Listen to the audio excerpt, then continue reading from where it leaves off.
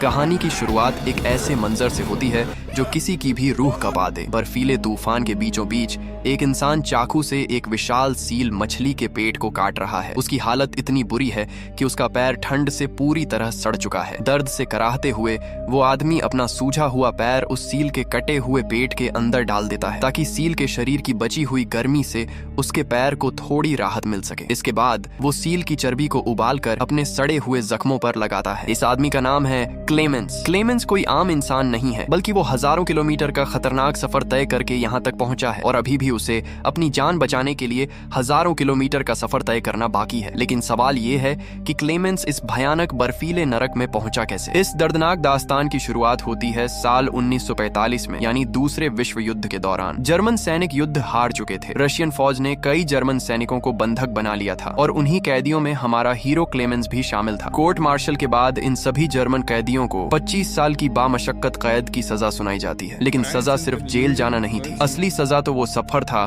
जो उन्हें तय करना था। इन कैदियों को उनके देश से पूरे 10,000 किलोमीटर दूर साइबेरिया के उस कोने में भेजा जा रहा था जहां परिंदा भी पर नहीं मारता। हफ्तों तक ठसाठ भरी हुई ट्रेन में भूखे प्यासे सफर करने के बाद ट्रेन की पटरियां खत्म हो जाती है। लेकिन रशियन अफसरों का अत्याचार यही नहीं रुकता। ट्रेन रुकते ही कैदियों को बर्फीले तूफान में बाहर उतार दिया जाता है। यहाँ से आगे का हजारों मील का सफर इन कैदियों को अपने नंगे और टूटे हुए पैरों पर चलकर तय करना था। -40 डिग्री की कड़ाके की ठंड, न जिस्म पर ढंग के कपड़े, न पेट में अनाज का एक दाना। कैदी एक एक करके बर्फ पर गिरने लगते हैं। जो गिरता वो फिर कभी नहीं उठता। रशियन गार्ड्स बिना किसी रहम के पीछे छूट जाने वाले कैदियों को वहीं बर्फ में दम तोड़ने के लिए छोड़ देते हैं। चारों तरफ सिर्फ और सिर्फ मौत का सन्नाटा था। लेकिन इस खौफनाक मंजर के बीच भी क्लेमेंस की आंखों में जीने की एक उम्मीद की किरण बाकी थी। अपनी पत्नी और अपनी मासूम बेटी से दोबारा मिलने की उम्मीद। तकरीबन 1.5 साल तक मौत के साए में पैदल चलने के बाद बचे हुए कैदी आखिरकार अपनी मंजिल यानी रशियन लेबर कैंप पहुंचते हैं। लेकिन जब क्लेमेंस अपनी आंखों से उस जेल को देखता है तो उसके होश उड़ जाते हैं। इस जेल की न तो कोई ऊंची दीवारें थीं, न ही कोई लोहे के दरवाजे। चारों तरफ हजारों मील तक सिर्फ सफेद बर्फ और जहरीली हवाएं थीं। यही इस जेल की सबसे बड़ी दीवार थी, क्योंकि अगर कोई यहाँ से भागने की सोचता भी तो बिना खाने और नक्शे के कुछ ही घंटों में जमकर मर जाता। इस जेल में कैदियों से जमीन के हजारों फीट नीचे खदानों में कोयला और लेड निकलवाया जाता था। दिन रात की हाड़ तोड़ने वाली मेहनत, गंदा खाना और रशियन गार्ड्स के बेहिसाब जुल्म। कई जर्मन सैनिक यहाँ सालों से सड़ रहे थे और उन्होंने यहाँ से जिंदा निकलने की उम्मीद पूरी तरह छोड़ दी थी। उन्हें लगता था कि अब उनकी मौत इसी काली गुफा में होगी। लेकिन क्लेमेंस अलग था। उसकी जेब में उसकी बेटी की एक धुंधली सी तस्वीर थी जो उसे हर पल याद दिलाती थी कि उसे जिंदा घर वापस लौटना है, चाहे इसके लिए उसे मौत से ही शर्त क्यों न लगानी पड़े। और फिर एक रात क्लेमेंस को वो मौका मिल ही जाता है जिसका वो महीनों से इंतजार कर रहा था। जेल में कोयले की खदानें रात दिन धधकती रहती थीं। कोयला ले जाने वाली एक विशाल कन्वेयर बेल्ट तेजी से बाहर की तरफ बढ़ रही थी। क्लेमेंस अपनी जान हथेली पर रखकर गार्ड्स की नजरों से बचते हुए उस चलती बेल्ट पर कूद जाता है। धूल और धुएं के गुब्बार में छुपते हुए वो कोयले से भरे एक बड़े से वैगन में जा गिरता है। ट्रेन का डिब्बा आगे बढ़ने लगता है। उसे लगा कि उसने मौत को चकमा दे दिया है। तभी खटखट की आवाज के साथ वैगन अचानक रुक जाता है। सन्नाटे को चीरती हुई एक कड़क आवाज गूंजती है। उसके ठीक सामने एक रशियन सैनिक अपनी राइफल का निशाना साधे खड़ा था। क्लेमेंस का भागने का पहला प्लान पूरी तरह नाकाम हो चुका था। सजा के तौर पर रशियन अफसर क्लेमेंस को एक खौफनाक जगह फेंक देते हैं, ओपन एयर अंडरग्राउंड सेल। ये जमीन के नीचे खोदा गया एक बर्फीला गड्ढा था जिसके ऊपर लोहे की जंग लगी जाली ढकी हुई थी। बाहर कड़ाके की ठंड में बर्फ का तूफान चल रहा था और जमी हुई बारिश सीधे क्लेमेंस के जिस्म पर गिर रही थी। पूरी रात वो उस बर्फीले गड्ढे में तड़पता रहा। ठंड से उसका शरीर पत्थर की तरह जमने लगा था। सुबह होते ही जेल का मुख्य वार्डन, जो बेहद शातिर और बेरहम इंसान था, उस गड्ढे के पास आता है। वो क्लेमेंस को मारता या पीटता नहीं, बल्कि चेहरे पर एक जहरीली मुस्कान लाकर सिर्फ इतना कहता है, तुम्हारे साथी बाहर तुम्हारा इंतजार कर रहे हैं क्लेमेंस। गार्ड्स क्लेमेंस को घसीटते हुए वापस कैदियों के बैरक में फेंक देते हैं। सारे जर्मन कैदी हाथ में डंडे और औजार लिए क्लेमेंस को घेर कर खड़े थे। उनकी आंखों में गुस्सा और नफरत थी। दरअसल क्लेमेंस के भागने की सजा पूरे कैंप को भुगतनी पड़ी थी। वार्डन ने सभी कैदियों का 5 दिन का खाना बंद कर दिया था। भूख से बौखलाए कैदी क्लेमेंस पर टूट पड़ते हैं। अपनों के ही हाथों पिटकर क्लेमेंस अधमरा हो जाता है। गंभीर रूप से जख्मी क्लेमेंस को कैंप के एक छोटे से मेडिकल रूम में ले जाया जाता है। वहाँ एक बूढ़ा जर्मन डॉक्टर उसका इलाज कर रहा था। क्लेमेंस दर्द से कराहते हुए डॉक्टर से मिन्नत करता है, डॉक्टर साहब बस एक आखिरी काम कर दीजिए, मेरी पत्नी को एक खत लिख दीजिए कि मैं जिंदा हूँ। डॉक्टर भारी मन से सर हिलाता है और कहता है, यहाँ से कोई खत बाहर नहीं जा सकता क्लेमेंस, और वैसे भी हम में से कोई यहाँ से जिंदा बाहर नहीं जाने वाला। इस खदान की दीवारों में लेड का जहर है। धीरे धीरे ये जहर हवा में घुलकर हम सबकी जान ले रहा है। डॉक्टर बताता है कि वो भी सालों पहले इसी तरह भागने की कोशिश कर चुका है लेकिन नाकाम रहा और अब उसे कैंसर हो चुका है। उसके पास जिंदगी के गिने गिने चुने दिन बचे हैं। लेकिन जब डॉक्टर क्लेमेंस की आंखों में अपनी पत्नी और बेटी से मिलने की वो कभी न बुझने वाली आग देखता है तो उसका सोया हुआ इंसान जाग उठता है। डॉक्टर अपनी बची हुई आखिरी उम्मीद क्लेमेंस को सौंपने का फैसला करता है। वो क्लेमेंस के हाथों में एक बैग थमाता है जिसमें कुछ सूखा खाना, एक गर्म ओवरकोट, एक कंपास, एक बंदूक और कुछ गोलियां थीं। डॉक्टर क्लेमेंस को जेल से बाहर निकलने का एक गुप्त नक्शा समझाता है और कहता है, यहाँ से तुम्हारे घर का सफर 14,000 किलोमीटर का है। रास्ता मौत से भरा है क्लेमेंस, लेकिन तुम्हें हार नहीं माननी। उसी काली रात बर्फीले तूफान के बीच क्लेमेंस जेल की सीमाओं को लांघ कर हमेशा के लिए उस जहरीले नरक से भाग निकलता है। अगली सुबह जब जेल में सायरन बजता है तो हड़कंप मच जाता है। वार्डन गुस्से से आग बबूला होकर सीधे डॉक्टर के केबिन का दरवाजा तोड़ता है, लेकिन डॉक्टर ने क्लेमेंस को भगाने के बाद खुद को जहर देकर खुदकुशी कर ली थी ताकि कोई उससे सच न उगलवा सके। पागल हो चुका वार्डन अपने सैनिकों को पूरे इलाके में फैला देता है। 5 दिनों तक रशियन सर्च पार्टियां 100 मील का कोना कोना छान मारती हैं, लेकिन क्लेमेंस का कोई सुराग नहीं मिलता। सैनिक मान लेते हैं कि इतनी भीषण ठंड में वो बर्फ के नीचे दबकर मर चुका होगा, लेकिन वार्डन का छठा एहसास कह रहा था कि क्लेमेंस अभी भी जिंदा है और वो उसका पीछा इतनी आसानी से छोड़ने वाला नहीं था। जेल से भागे हुए 15 लंबे और भयानक दिन बीत चुके थे। क्लेमेंस न जाने कितनी मील बर्फ को चीरता हुआ आगे बढ़ चुका था। डॉक्टर का दिया हुआ खाना बहुत पहले खत्म हो चुका था। उसके शरीर में अब एक कदम भी आगे बढ़ाने की ताकत नहीं बची थी। कड़ाके की ठंड से उसका जिस्म सुन्न पड़ रहा था और भूख के मारे पेट में आंतें ऐंठ रही थीं। आखिरकार क्लेमेंस हिम्मत हारकर सीधे बर्फ के ढेर पर गिर पड़ता है। मौत अब उसके बिल्कुल करीब खड़ी थी। वो अपनी आंखें बंद ही करने वाला था कि तभी थोड़ी दूरी पर उसे एक धुंधली सी आकृति दिखाई देती है। ध्यान से देखने पर पता चलता है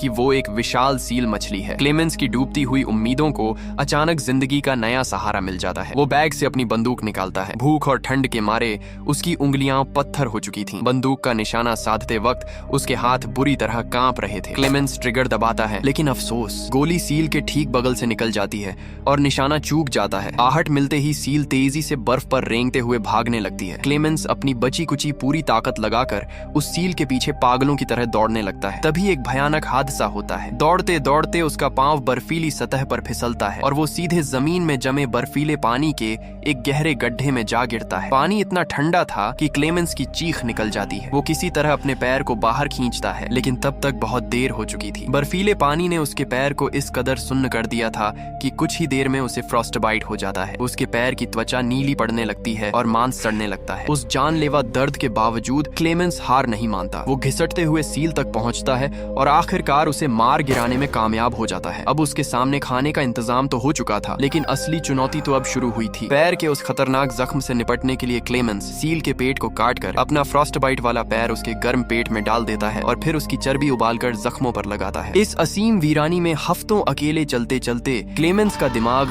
उसका साथ छोड़ने लगा था। चारों तरफ सिर्फ सफेद बर्फ था। अपना मानसिक संतुलन बनाए रखने के लिए वो हवा में अपनी पत्नी और बेटी से बातें करने लगता है। हर कुछ घंटों में वो जेब से कंपास निकालकर अपनी दिशा चेक करता ताकि इस जानलेवा सफर में भटक न जाए। और फिर कई दिनों की अंतहीन पैदल यात्रा के बाद एक सुबह क्लेमेंस को दूर सफेद बर्फ के बीच एक हरी चीज दिखाई देती है। वो अपनी आंखें मलता है। उसे अपनी आंखों पर यकीन नहीं हो रहा था। वो एक पेड़ था। सफेद मौत के उस समंदर में पेड़ दिखने का सीधा सा मतलब था कि बर्फीला रेगिस्तान अब खत्म हो रहा है और मैदानी इलाका शुरू होने वाला है। क्लेमेंस पागलों की तरह दौड़ता हुआ उस पेड़ को ऐसे गले लगा लेता है मानो वो कोई इंसान हो। उसकी आंखों से खुशी के आंसू बहने लगते हैं। आखिरकार क्लेमेंस घने जंगलों वाले इलाके में दाखिल हो जाता है। उस रात वो पहली बार सूखी लकड़ियों से आग जलाकर थोड़ी राहत की सांस लेता है और गहरी नींद में सो जाता है। लेकिन किस्मत को शायद उसका मुस्कुराना मंजूर नहीं था। अगली ही सुबह मौसम अचानक अपना भयंकर रूप दिखाता है। आकाश में काले बादल छा जाते हैं और एक जबरदस्त बर्फीला तूफान जंगल पर टूट पड़ता है। हवाएं इतनी तेज थीं कि बड़े बड़े पेड़ उखड़ने लगते हैं। क्लेमेंस खुद को बचाने के लिए भागने की कोशिश करता है, लेकिन तभी एक भारी भरकम पेड़ टूटकर सीधे क्लेमेंस के ऊपर गिरता है और क्लेमेंस चीखते हुए गहरी बेहोशी के अंधेरे में समा जाता है। जब क्लेमेंस की आंखें खुलती हैं तो उसे लगता है कि वो मर चुका है, लेकिन सामने एक जलती हुई आग और 2 अनजान चेहरे थे। वो रशियन गोल्ड माइनर्स थे जो उस रास्ते से गुजर रहे थे। उन्होंने क्लेमेंस को बर्फ और पेड़ के मलबे के नीचे दबा देखकर बचा लिया था। यहाँ हमें पता चलता है कि जेल से भागे हुए क्लेमेंस को पूरे 2 साल बीत चुके हैं। मौसम बदल चुका था। बर्फीले तूफान की जगह अब हरी भरी वादियों और बहती नदियों ने ले ली थी, लेकिन मंजिल अभी भी बहुत दूर थी। वो अभी भी अपने घर से पूरे 10,000 किलोमीटर दूर था। क्लेमेंस उन दोनों गोल्ड माइनर्स के साथ आगे बढ़ने लगता है। कुछ दिनों के सफर के बाद उनके रास्ते में एक उफान मारती हुई नदी आती है। तीनों नदी पार करने की कोशिश करते हैं, लेकिन पानी का बहाव इतना तेज था कि एक गोल्ड डिगर का पैर फिसलता है और वो सीधे तेज धार में बहने लगता है। क्लेमेंस बिना अपनी जान की परवाह किए उस आदमी को बचा बचाने के लिए खतरनाक नदी में कूद पड़ता है। उधर दूसरा साथी जो किनारे पर पहुंच चुका था, वो मदद करने के बजाय वहां से भाग जाता है। वो अपनी पहाड़ी झोपड़ी में पहुंचता है। उसे लगता है कि उसका साथी नदी में डूबकर मर चुका होगा, इसलिए उसकी नीयत खराब हो जाती है। वो अपने ही मरे हुए साथी के हिस्से का सारा सोना हड़पने के लिए उसके बैग की तलाशी लेने लगता है, लेकिन तभी झोपड़ी का दरवाजा खटखटाता है। सामने क्लेमेंस उस बहते हुए साथी को जिंदा बचाकर ले आया था। धोखेबाज साथी को जब अपने पाप का एहसास होता है तो उसका दिमाग पूरी तरह सनक जाता है। लालच और डर के मारे वो अपनी बंदूक निकालता है और अपने ही साथी को गोली मार देता है। अब उस सिर फिरे इंसान को किसी पर भरोसा नहीं था। उसे डर था कि क्लेमेंस पुलिस को सब बता देगा या उसका सोना छीन लेगा। वो क्लेमेंस पर हमला कर देता है और हाथापाई के दौरान क्लेमेंस को एक विशाल बर्फीले पहाड़ की छोटी से सीधे नीचे खाई में फेंक देता है। ऊंचाई से गिरने के कारण क्लेमेंस अधमरा हो जाता है और गहरी बेहोशी में चला जाता है। जब उसे होश आता है तो भयानक गुर्राहटें सुनाई देती हैं। क्लेमेंस जैसे ही आंखें खोलता है, उसके रोंगटे खड़े हो जाते हैं। खूंखार जंगली भेड़ियों का एक झुंड उसे चारों तरफ से घेर कर खड़ा था। उनकी लाल आंखें क्लेमेंस का मांस नोचने के लिए बेताब थीं। जख्मी क्लेमेंस घिसटते हुए पास के एक पेड़ पर चढ़ने की कोशिश करता है, लेकिन उसके शरीर में इतनी ताकत नहीं थी कि वो ऊपर चढ़ सके। भेड़ियाओं उस पर झपटने ही वाले थे कि तभी गोलियों की आवाज से पूरा जंगल गूंज उठता है। भेड़ियाओं डर कर भाग निकलते हैं। गोलियां चलाने वाला एक स्थानीय कबीले का शिकारी था। वो दयालु आदमी क्लेमेंस को उठाकर अपने गांव ले जाता है। कई हफ्तों के इलाज और देखभाल के बाद क्लेमेंस एक बार फिर मौत के मुंह से बाहर आता है। लेकिन क्लेमेंस की मुसीबतें कहां खत्म होने वाली थीं। रशियन जेल के उस खतरनाक वार्डन ने क्लेमेंस को ढूंढने के लिए पूरे सोवियत संघ में वांटेड के पोस्टर लगवा दिए थे। गांव के लोग समझ जाते हैं कि इस आदमी को यहाँ रखना खतरे से खाली नहीं है। वो क्लेमेंस को जाने की सलाह देते हैं, लेकिन विदा करते वक्त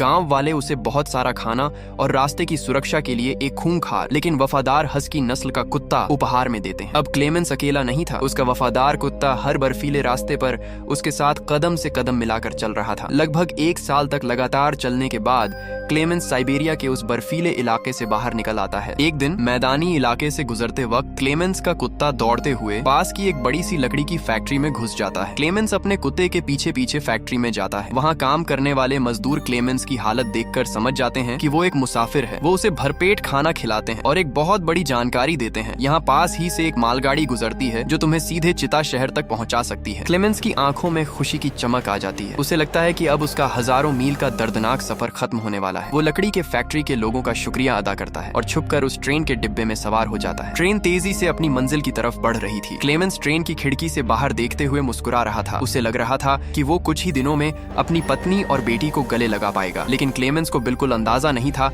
कि जिस लकड़ी की फैक्ट्री के मालिक ने उसे खाना खिलाया था, उसी ने इनाम के लालच में जेल के उस सिरफिरे वार्डन को फोन करके क्लेमेंस की लोकेशन बता दी थी। ट्रेन एक बड़े रेलवे स्टेशन पर आकर रुकती है। क्लेमेंस जैसे ही ट्रेन का दरवाजा खोलकर बाहर देखता है, उसका जिस्म डर से सुन्न पड़ जाता है। स्टेशन का प्लेटफॉर्म रशियन फौजियों से पटा पड़ा था। बंदूकें तनी हुई थीं और भागने की गुंजाइश शून्य थी। लेकिन तभी एक ऐसी घटना घटती है जो किसी ने सोची भी नहीं थी। क्लेमेंस का वफादार हस्की कुत्ता अपने मालिक को खतरे में देखकर पागलों की तरह गर्जा और सीधे रशियन अफसरों के ऊपर झपट पड़ा। पूरे स्टेशन पर भगदड़ मच गई। गोलियां चलने लगी। अपनी जान पर खेलकर कुत्ते ने क्लेमेंस को भागने के लिए वो 2 सेकंड का मौका दे दिया, जिसकी उसे सख्त जरूरत थी। क्लेमेंस पीछे मुड़कर देखे बिना प्लेटफॉर्म की लोहे की सीढ़ियों की तरफ पागलों की तरह दौड़ता है। वो स्टेशन के ओवरब्रिज पर चढ़ जाता है। नीचे से रशियन सैनिक उस पर गोलियां बरसा रहे थे। गोलियां उसके कानों के पास से सनसनाती हुई निकल रही थीं। तभी उसे नीचे से एक मालगाड़ी तेजी से गुजरती हुई दिखाई देती है। क्लेमेंस बिना एक पल भी गवाए सीधे ओवरब्रिज की रेलिंग से उस चलती ट्रेन की छत पर छलांग लगा देता है। ट्रेन की रफ्तार के साथ रशियन सैनिक और वो खतरनाक स्टेशन पीछे छूट जाता है। एक बार फिर क्लेमेंस ने मौत को चकमा दे दिया था, लेकिन इस फरारी की कीमत उसके उस मासूम और वफादार कुत्ते को अपनी जान देकर चुकानी पड़ी थी। क्लेमेंस ट्रेन की छत पर अकेला पड़ा रो रहा था। कई महीनों की अंतहीन और कष्टदायक यात्रा के बाद आखिरकार क्लेमेंस रशिया की सीमा लांघकर सेंट्रल एशिया के एक अनजान शहर में पहुंचता है। यहाँ बर्फ नहीं थी, लेकिन क्लेमेंस की हालत किसी भिखारी से भी बदतर हो चुकी थी। कपड़े फटे हुए, चेहरे पर लंबी दाढ़ी और पेट में हफ्तों की भूख। उसके पास एक भी पैसा नहीं था। वो बेबसी से एक बाजार में घूम रहा था कि तभी एक छोटा सा लड़का दौड़ता हुआ आता है और क्लेमेंस की जेब में ताजा ब्रेड का एक बड़ा सा टुकड़ा डालकर चला जाता है। क्लेमेंस जब घूमकर देखता है तो दूर खड़ी 2 औरतें उसे मुस्कुराते हुए देख रही थीं। क्लेमेंस ब्रेड का टुकड़ा सीने से लगाकर वहां से भाग निकलता है। वो छुपकर खाना खाने के लिए एक पुराने चर्च की शरण लेता है, लेकिन उसे अंदाजा नहीं था कि बाजार में खड़ा एक यहूदी आदमी उसका पीछा कर रहा था। वो आदमी चर्च में क्लेमेंस के पास आता है। क्लेमेंस डर मुड़कर अपनी बंदूक निकालने ही वाला होता है कि वो आदमी शांत आवाज में कहता है, डरो मत, मैं जानता हूँ कि तुम एक जर्मन भगोड़े हो। यहूदी आदमी चाहता तो इनाम के लालच में रशियन पुलिस को बुला सकता था, लेकिन उस यहूदी आदमी के अंदर इंसानियत अभी भी जिंदा थी। वो दुश्मनी को भूलकर क्लेमेंस को अपने घर ले जाता है। वहाँ क्लेमेंस को गर्म पानी, साफ कपड़े और भरपेट खाना मिलता है। सालों बाद क्लेमेंस आईने में अपना चेहरा देखता है। उसका चेहरा पहचान में ही नहीं आ रहा था, लेकिन इतने सालों के धोखे और अत्याचार झेलने के बाद क्लेमेंस का दिमाग इस कदर दहल चुका था कि उसे अब किसी इंसान पर भरोसा नहीं रहा। जब यहूदी आदमी किसी काम से बाहर जाता है तो क्लेमेंस डर के मारे उसके घर से भागकर फिर से उसी चर्च में छुप जाता है। यहूदी आदमी जब वापस आता है और क्लेमेंस को घर पर नहीं पाता तो वो उसे ढूंढते हुए चर्च पहुंचता है। क्लेमेंस कांपते हुए कहता है, मैं किसी पर भरोसा नहीं कर सकता, सब मुझे मारना चाहते हैं। यहूदी आदमी मुस्कुराता है और अपनी जेब से एक असली पासपोर्ट और एक फर्जी बॉर्डर पास निकालकर क्लेमेंस के हाथों में रख देता है। वो कहता है, यह तुम्हें इस देश की सीमा पार कराने में मदद करेगा। जाओ क्लेमेंस, अपने परिवार के पास वापस लौट जाओ। क्लेमेंस की आंखों में आंसू आ जाते हैं। वो उस अनजान देवदूत का शुक्रिया अदा करता है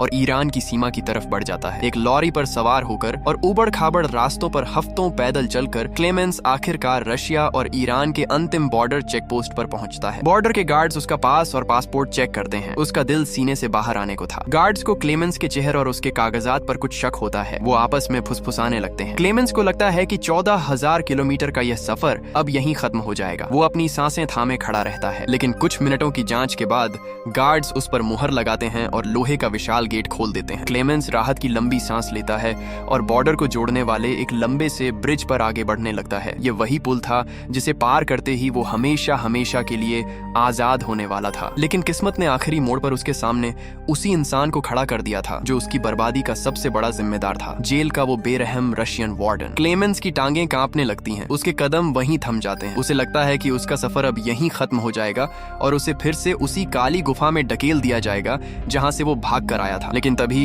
एक ऐसी चमत्कारिक चीज होती है जिसकी किसी ने कल्पना भी नहीं की थी। वार्डन अपनी जगह पर खड़ा रहता है। उसकी आंखों में इस बार वो नफरत और जहर नहीं था। वो धीरे से मुस्कुराता है और क्लेमेंस के रास्ते से हटकर एक तरफ खड़ा हो जाता है। क्लेमेंस हक्का बक्का रह जाता है। उसे अपनी आंखों पर भरोसा नहीं हो रहा था। वो डरे और सहमे हुए कदमों से वार्डन से अपनी नजरें मिलाए बिना उसके बिल्कुल सामने से गुजरने लगता है। जैसे ही क्लेमेंस वार्डन को पार करता है, वार्डन पीछे से बहुत ही शांत और गंभीर आवाज में कहता है, जीत मेरी हुई है क्लेमेंस। यह दो सैनिकों की लड़ाई थी, दो ऐसे योद्धा जो कभी हार मानने के लिए तैयार नहीं थे। तुमने मुझे आखिर तक चुनौती दी, लेकिन यह मेरी जीत है कि मैंने तुम्हें आज जिंदा जाने दिया। वार्डन आगे कोई हमला नहीं करता, न ही अपने सैनिकों को आवाज देता है। वो वहीं खड़ा होकर क्लेमेंस को आजादी की ओर बढ़ते हुए देखता रहता है। असल में सालों तक क्लेमेंस का पीछा करते करते वार्डन के दिल में इस जर्मन कैदी के कभी न टूटने वाले हौसले और अपनी बेटी से मिलने के जज्बे के लिए एक गहरा सम्मान पैदा हो चुका था। वो समझ गया था कि क्लेमेंस को कैद करना अब इंसानियत के खिलाफ होगा। क्लेमेंस पुल पार कर जाता है। अब वो कोई भगोड़ा नहीं था, वो पूरी तरह आजाद था। सफर यहाँ खत्म नहीं होता। इसके बाद कई हफ्तों की यात्रा करके आखिरकार क्लेमेंस जर्मनी में अपने गृहनगर, अपने गांव वापस पहुंचता है। क्रिसमस का दिन था। पूरे गांव में बर्फ गिर रही थी और चर्च की घंटियां बज रही थी। क्लेमेंस अपनी कांपती टांगों से गांव के उस छोटे से चर्च का दरवाजा खोलकर अंदर दाखिल होता है। चर्च के अंदर प्रार्थना चल रही थी। सामने उसकी पत्नी और उसकी बेटी बैठी हुई थी। वही बेटी जिसकी धुंधली सी तस्वीर ने क्लेमेंस को 7 सालों तक मौत के हर जाल से जिंदा बाहर निकाला था। अचानक उसकी बेटी को कुछ एहसास होता है। वो पीछे मुड़कर देखती है। दरवाजे पर एक दुबला पतला लंबी दाढ़ी वाला इंसान खड़ा था जिसकी आंखों में आंसू थे। बेटी बिना एक पल गंवाए दौड़ती हुई अपने पिता के पास जाती है और उसके गले से लिपट जाती है। उसकी पत्नी भी दौड़कर आती है और दोनों क्लेमेंस को कसकर पकड़ लेते हैं। क्लेमेंस आखिरकार अपने घर लौट आया था। खुशी और सुकून के आंसुओं के साथ यह दिल दहला देने वाली सच्ची कहानी यहीं समाप्त होती है। दोस्तों, ये कहानी सिर्फ एक जेल से भागने की नहीं, बल्कि इंसान के कभी न हार मानने वाले हौसले और एक पिता के अपने परिवार के प्रति सच्चे प्यार की मिसाल है। अगर क्लेमेंस की इस रोंगटे खड़े कर देने वाली जंग ने आपके दिल को छुआ है तो इस वीडियो को लाइक जरूर करें। आपसे एक सवाल, अगर आप क्लेमेंस की जगह होते तो क्या 14,000 किलोमीटर का ये खौफनाक सफर तय करने की हिम्मत कर पाते? हमें कमेंट करके जरूर बताएं। ऐसे ही रोमांचक और दिलचस्प फिल्मों की कहानियों के लिए हमारे चैनल को सब्सक्राइब करें और बेल आइकन दबाना न भूलें। अगली बार आप किस फिल्म का एक्सप्लेनेशन देखना चाहते हैं कमेंट में जरूर लिखिएगा।